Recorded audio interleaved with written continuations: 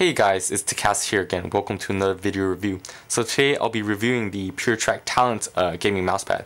So sorry I haven't been doing a lot of reviews lately. It's been quite like a month or month and a half. I've been busy with exams, my vacation, and there's really not that much that I want to review nowadays, but today I'll just be doing this review of this mousepad.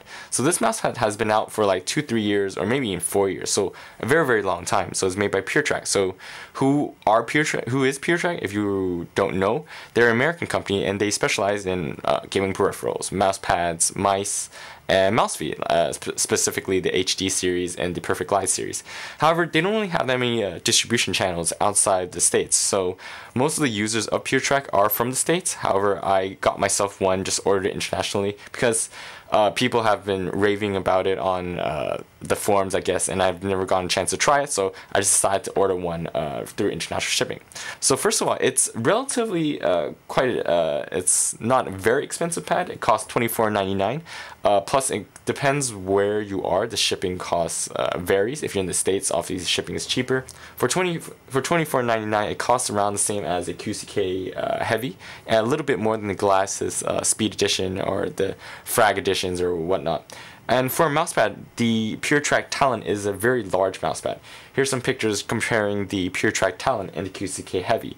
As you can see, in terms of its width, it is a little bit longer, but in terms of the height, it's not as, tall, And it comes in thickness of 5 millimeters. However, from the forums, it seems like there's been some quality control issues. There's some variation. Some mousepads come in at 3 mm, some mousepads come in at 5 mm or 6 mm. The one I received comes in at 5 mm, so it's slightly thinner than the QCK Heavy. So I can't really verify this, but this is just what I've been reading on the forums. In terms of its overall build quality, if you can see, it's quite a well-built cloth mousepad, I guess. It's fairly thick, fairly well built. The surface, in general, it just feels extremely smooth as compared to maybe the Razer Glasses editions.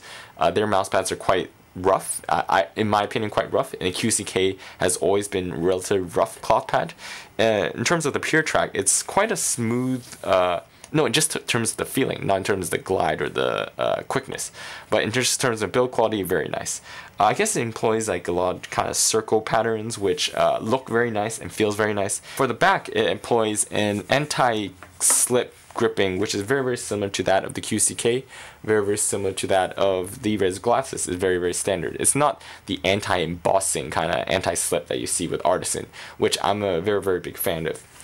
Next, moving on to the hardness. So in general, because it uses a very standard anti-slip kind of foam, I guess, it's a fairly hard pad. It's maybe not as hard as maybe the Artisan hard per se, but it's slightly softer than that. But it bounces quite well, I guess. That's very similar to the Razer Glasses because they do use the same kind of foam for their anti-slipping and for their grip.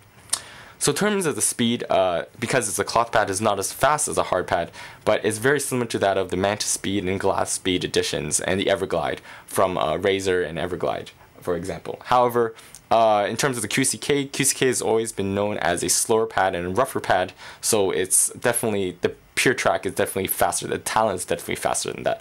However, even though the speed of the mousepad is very similar to that of the Razer Mantis, the smoothness is definitely a lot better, a lot nicer, because even though the mouse glides at the same speed, however, there's less feedback, I guess, because the surface in general feels smoother, if that kind of makes sense. So you in terms of feedback, if you use like a Razer Scarab, for example, you get more feedback because most hard mats give more feedback and slightly rougher in that sense, but it's faster.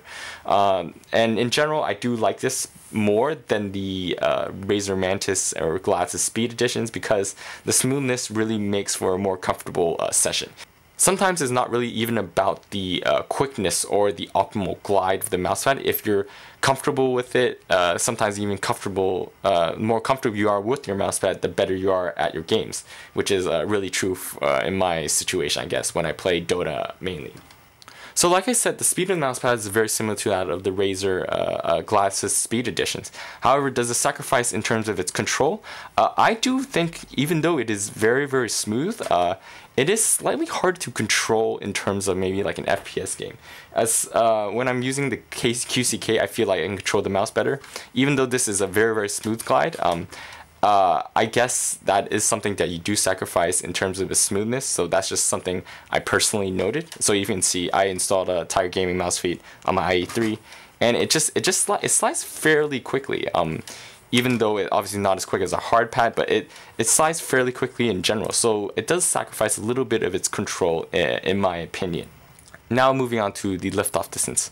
The liftoff distance, it seems like there's been a lot of discrepancy on the forums. Some people say some different sensors track better or has a higher liftoff distance or has a lower liftoff distance on this mousepad compared to others. In my opinion, the PureTrak Talent has a slightly higher liftoff compared to the Razer Glasses and the QCK. However, to be honest, if you're uncomfortable with the liftoff distance, you can always add mouse feet to your mouse, or you can take off mouse feet to reduce the liftoff distance if your mouse does not have the firmware to do it through drivers. So personally, I don't think this is that big of a problem.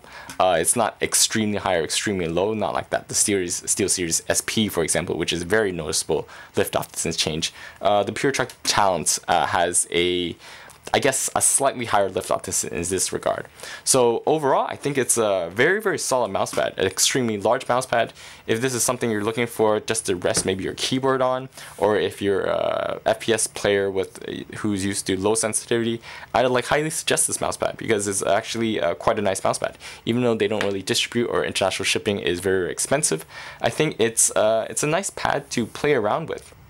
Hopefully I'll be doing more reviews in the future. There's a couple things I'm actually looking forward to, for example like the Zoe FK Death Adder 2013 editions, which I really haven't gone around, and I'm really contemplating whether or not to get it. It is quite pricey, so I still have to contemplate about that, because in Hong Kong we don't have a return policy which you can just return within 30 days, which is really, really gay for reviewers such as I.